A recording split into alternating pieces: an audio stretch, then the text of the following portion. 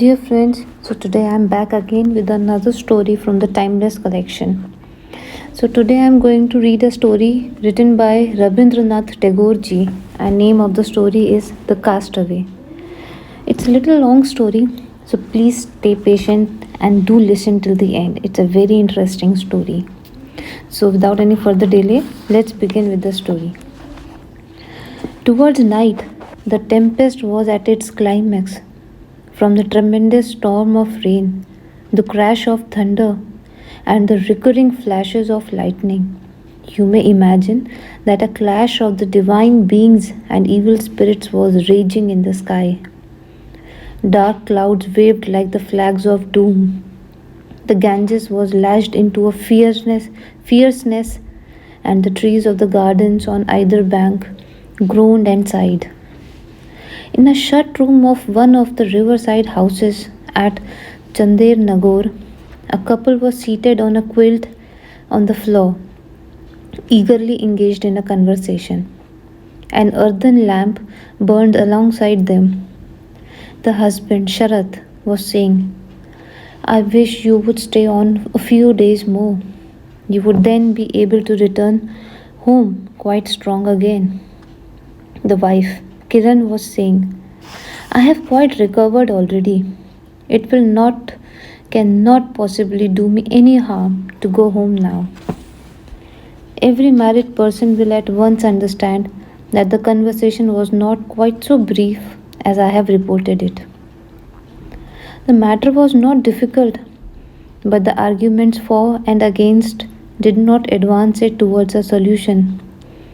Like a rudderless boat, the discussion kept turning round and round the same point, and at last threatened to be overwhelmed in a flood of tears.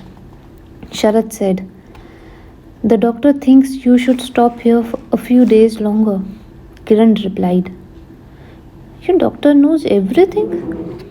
Well, said Sharat, you know that just now all sorts of illness are abroad. You would do well to stop here a month or two more. And at this moment, I suppose, everyone in this place is perfectly well. What had happened was this: Kiran was a universal favorite with her family and neighbors, so that when she fell seriously ill, they were all anxious. The village wiseacres thought it shameless for her husband to make so much fuss about a mere wife, and even suggested to change her air, and asked if Sharat supposed that no woman had ever been ill before, or whether he had found out that the folk of the place to which he meant to take her were immortal. Did he imagine that the writ of fate did not run there? But Sharat and his mother turned a deaf ear to them, thinking that the little life of their darling was of greater importance than the united wisdom of a village. People are wont to reason thus when danger threatens their loved ones.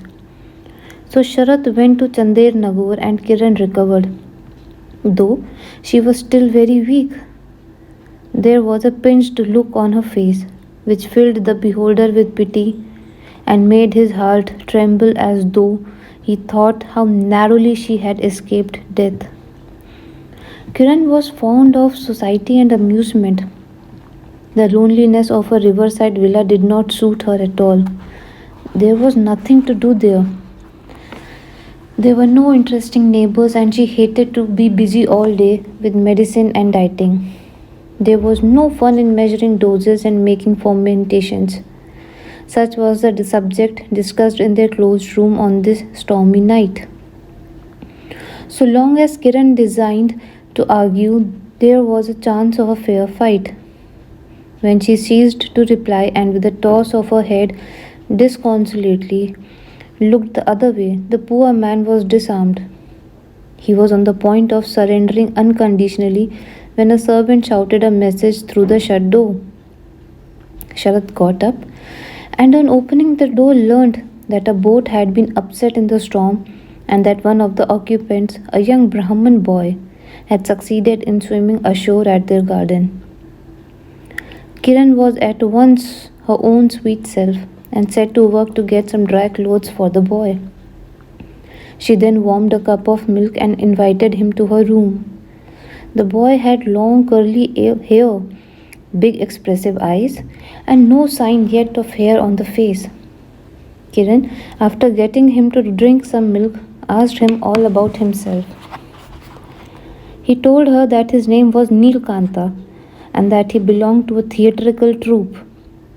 They were coming to play in neighboring villa when the boat had suddenly foundered in the storm. He had no idea what had become of his companions. He was a good swimmer and had just managed to reach the shore. The boy stayed with them. His narrow escape from a terrible death made Kiran take a warm interest in him. Sharat thought that the boy's appearance at this moment rather a good thing, as his wife would now have something to amuse her and might be persuaded to stay on for some time longer. Her mother-in-law too was pleased at the prospect of profiting their Brahmin guest by her kindness, and Nilkanta himself was delighted at his double escape from his master and from the other world, as well as finding a home in this wealthy family. Being in a short while, Sharat and his mother changed their opinion and longed for his departure. The boy found a secret pleasure in smoking Sharat's hookah. He would calmly go off in pouring rain with Sharat's best silk umbrella for a stroll through the village and make friends with all whom he met.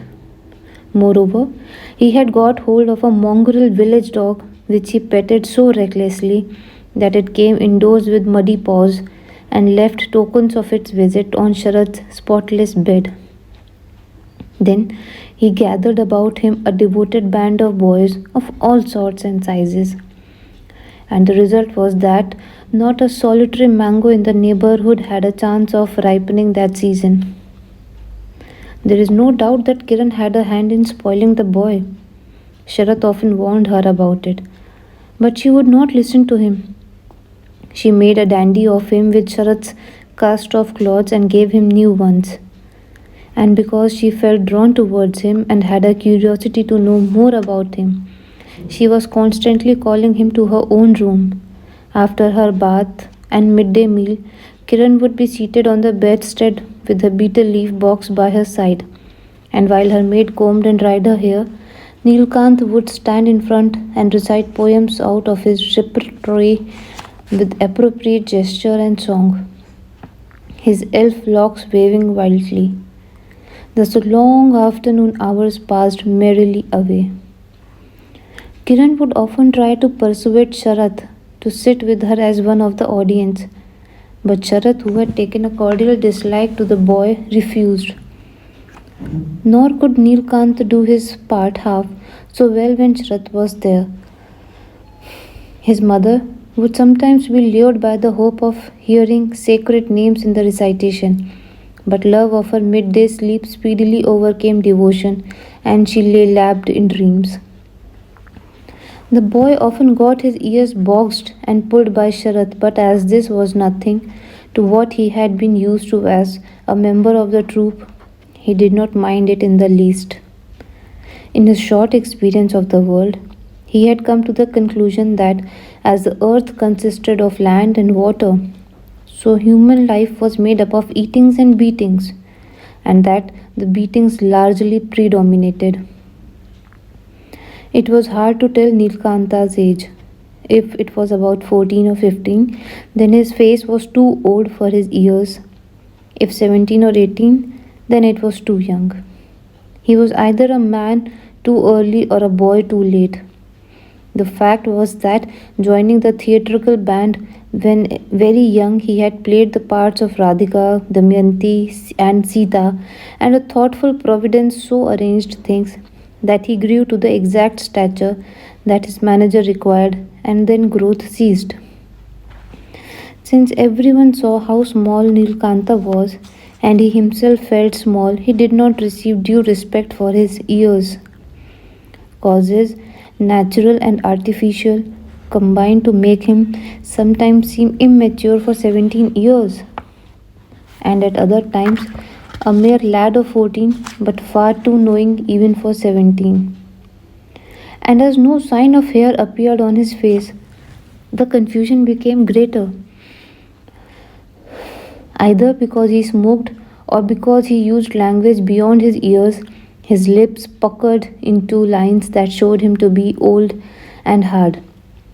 But innocence and youth shone in his large eyes. I fancy that his heart remained young, but the hot glare of publicity had been a forcing house that ripened untimely his outward aspect. In the quiet shelter of Sharat's house and garden at Chandler Nagore, nature had leisure to work her way unimpeded. Nilkanta had lingered in a kind of unnatural youth, but now he silently and swiftly overpassed that stage. His 17 or 18 years came to adequate revelation. No one observed the change, and its first sign was this, that when Kiran treated him like a boy, he felt ashamed. When the gay Kiran one day proposed that he should play the part of lady's companion, the idea of woman's dress hurt him, though he could not say why. So now, when she called for him to act over again his old characters, he disappeared. It never occurred to Nilkanta that he was even now not much more than a lad of all work in a strolling company. He even made up his mind to pick up a little education from Sharat's factor. But because he was a pet of his master's wife, the factor could not endure the sight of him. Also, his restless training made it impossible for him to keep his mind long enraged. Sooner or later, the alphabet did a misty dance before his eyes. He would sit long enough with an open book on his lap, leaning against a champak bush beside the Ganges. The waves sighed below. Boats floated past. Birds flitted and twittered restlessly above. What thoughts passed through his mind as he looked down on that book he alone knew, if indeed he did know.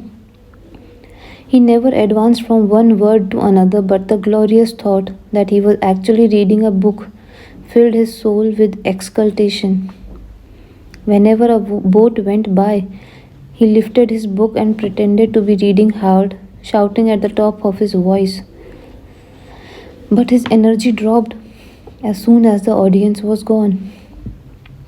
Formerly, he sang his songs automatically, but now their tunes stirred in his mind.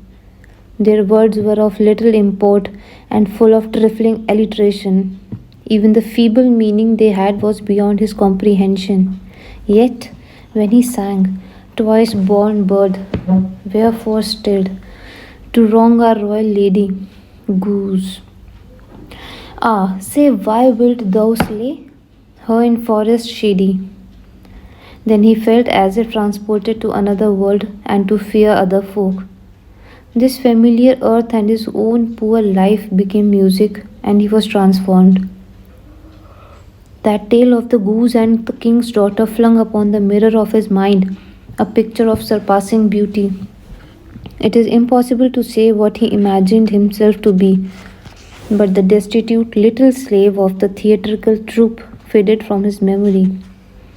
When, with evening, the child of want lies down, dirty and hungry, in his squalid home, and hears of prince and princess fabled goal, then in the dark hovel with its dim, flickering candle, his mind springs free from its bond of poverty and misery, and walks in fresh beauty and glowing raiment, strong beyond all fear of hindrance, through that fairy realm where all is possible. Even so, this drudge of wandering players fashioned himself and this world anew as he moved in spirit amid his songs.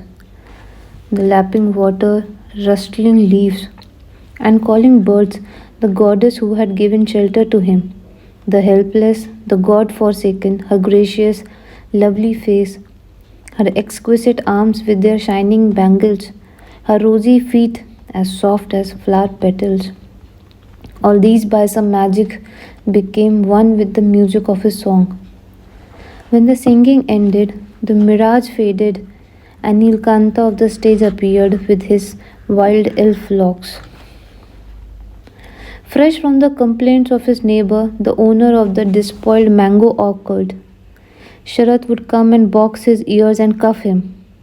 The boy Nilkanta, the misleader of adoring youths, went forth once more to make ever new mischief by land and water and in the branches that are above the earth. Shortly after the advent of Nilkanta, Sharath's younger brother Satish came to spend his college vacation with them. Kiran was pleased at finding a fresh occupation. She and Satish were of the same age, and the time passed pleasantly in games and quarrels, reconciliations and laughter, and even tears. Suddenly, she would clasp him over the eyes from behind the vermilion stained hands, or she would write monkey on his back, or else she would bolt the door on him from the outside amid peals of laughter. Satish, in his turn, did not take things lying down. He would steal her keys and rings. He would put pepper among her beetle and he would tie her to the bed when she was not looking. Meanwhile, heaven only knows what possessed poor Nilkanta. He was suddenly filled with a bitterness which he must avenge on somebody or something. He thrashed his devoted boy followers for no fault and sent them away crying. He would kick his pet mongrel till it made the skies resound with its whining. When he went out for a walk, he would litter his path with twigs and leaves beaten from the roadside shrubs with his cane. Kiran liked to see people enjoying good fare. Nilkanta had an immense capacity for eating and never refused a good thing, however often it was offered. So Kiran liked to send for him to have his meals in her presence and ply him with delicacies, happy in the bliss of seeing this Brahman boy eat to satiety. After Sati's arrival, she had much less spare time on her hands and was seldom present when Nilkanta's meal were served. Before her absence made no difference to the boy's appetite, and he would not rise till he had drained his cup of milk and rinsed it thoroughly with water. But now, if Kiran was not present to ask him to try this and that, he was miserable, and nothing tasted right. He would get up without eating much and say to the serving maid in a choking voice, "I am not hungry." He thought in imagination that the news of his repeated refusal, "I am not hungry," would reach Kiran. He pictured her concern and hoped that she would send him and press him to eat. But nothing of that sort happened. Kiran never knew and never sent for him, and the maid finished whatever he left. He would then put out the lamp in his room and throw himself on the bed in the darkness, burying his head in the pillow in a paroxysm of sobs. What was his grievance? Against whom? And for whom did he expect redress? At last, when no one else came, Mother Sleep soothed him with her soft caress, the wounded heart of the motherless lad. Nilkanta came to the unshakable conviction that Satish was poisoning Kiran's mind against him. If Kiran was absent minded and had not her usual smile, he would jump to the conclusion that some trick of Satish had made her angry with him. He took to praying to the gods with all the fervor of his hate to make him the next rebirth Satish and Satish him. He had no idea that a Brahmin's wrath could never be in vain, and the more he tried to consume Satish with the fire of his curses, the more did his own heart burn within him. And upstairs he would hear Satish laughing and joking with his sister-in-law. Nilkanta never dared openly to show his enmity to Satish, but he would contrive 100 pretty ways of causing him annoyance. When Satish went for a swim in the river and left his soap on the steps of the bathing palace, on coming back for it, he would find that it had disappeared. Once he found his favorite stripped tunic floating past him on the water and thought it had been blown away by the wind. One day, Kiran, desiring to entertain Satish, sent for Nilkanta to recite as usual. But he stood there in gloomy silence. Quite surprised, Kiran asked him what was the matter. But he remained silent. And when again pressed by her to repeat some particular favorite piece of hers, He answered, I don't remember, and walked away. At last, the time came for the return home. Everybody was busy packing up. Satish was going with them, but to Nilkanta, nobody said a word. The question whether he was to go or not seemed to have occurred to nobody. The subject, as a matter of fact, had been raised by Kiran, who had proposed to take him along with them. But her husband and his mother and brother had all objected so strenuously that she left the matter drop. A couple of days before they were to start, she sent for the boy and with kind words advised him to go back to his own home.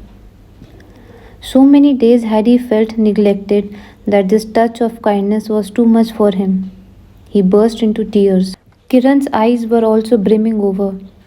She was filled with remorse at the thought that she had created a tie of affection which could not be permanent.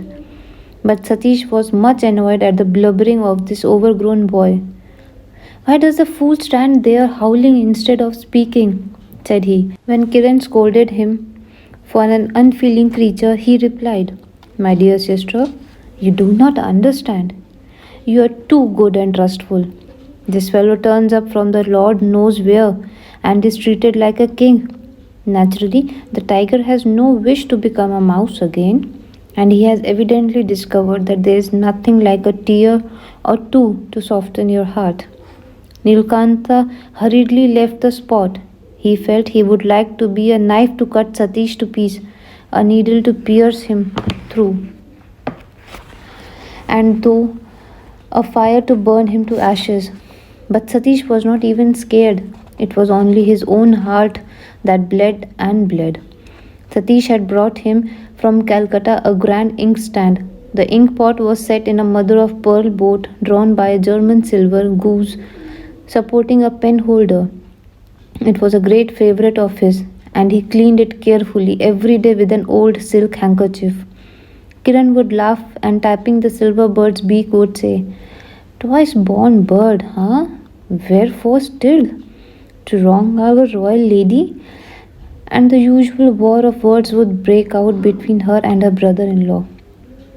The day before they were to start, the inkstand was missing and could nowhere be found.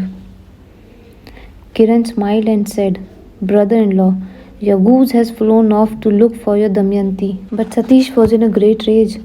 He was certain that Nilkanta had stolen it, for several people said they had seen him prowling about the room the night before. He had the accused brought before him. Kiran also was there. You have stolen my inkstand, you thief, he blurted out. Bring it back at once. Nilkanta had always taken punishment from Sharat, deserved or undeserved, with perfect equanimity. But when he was called a thief in Kiran's presence, his eyes blazed with a fierce anger, his breast swelled, and his throat choked. If Satish had said another word, he would have flown at him like a wild cat and used his nails like claws. Kiran was greatly distressed at the scene, and taking the boy into another room, said in her sweet, kind way, Nilu, if you have really taken the inkstand, give it to me quietly, and I shall see that no one says another word to you about it. Big tears coursed down the boy's cheek till at last he hid his face in his hands and wept bitterly. Kiran came back from the room and said, I am sure Nilkanta has not taken the inkstand. Sharat and Satish were equally positive that no other than Nilkanta could have done it. But Kiran said determinedly, Never. Sharat wanted to cross-examine the boy, but his wife refused to allow it. Then Satish suggested that his room and box should be searched, and Kiran said, If you dare do such a thing, I will never forgive you. You shall not spy on the poor innocent boy. And as she spoke, her wonderful eyes filled with tears.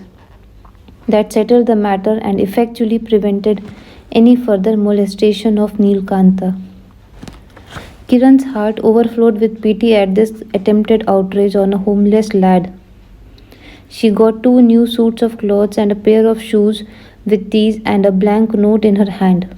She quietly went into Nilkanta's room in the evening. She intended to put these parting presents into his box as a surprise. The box itself had been her gift. From her bunch of keys, she selected one that fitted and noiselessly opened the box. It was also jumbled up with odds and ends that the new clothes would not go in. So she thought she had better take care of everything and pack the box for him. At first, knives, tops, kite flying reels, bamboo twigs, polished shells for peeling green mangoes, bottoms of broken tumblers, and such things which were dear to the boy's heart were discovered. Then came a layer of linen, clean and otherwise, and from the linen there emerged the missing inkstand, goose and all. Kiran, with flushed face, sat down helplessly with the inkstand in her hand, puzzled and wondering. In the meantime, Nilkanta come into the room from behind without Kiran knowing it. He had seen the whole thing and thought that Kiran had come like a thief to catch him in his thieving, and that his deed was out.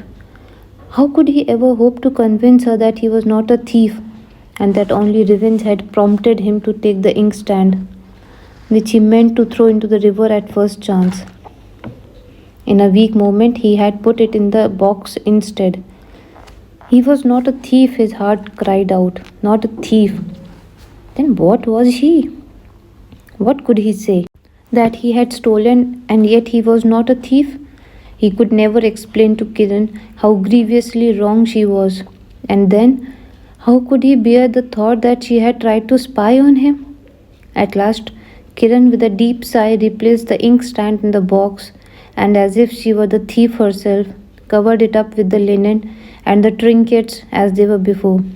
And at the top she placed the presents together with the banknote which she had brought for him. The next day the boy was nowhere to be found. The villagers had not seen him. The police could discover no trace of him. Said Sharat, "Now, as a matter of curiosity, let us have a look at his box." But Kiran was obstinate in her refusal to allow that to be done. She had the box brought up to her own room, and taking out the inkstand alone, she threw it into the river. The whole family went home. In a day, the garden became desolate, and only starving mongrel of Nilkantas remained prowling along the river bank, winning and winning as if its heart would break. So friends, this was the end of the story. Please stay tuned for another story. Keep listening and keep supporting. Thank you.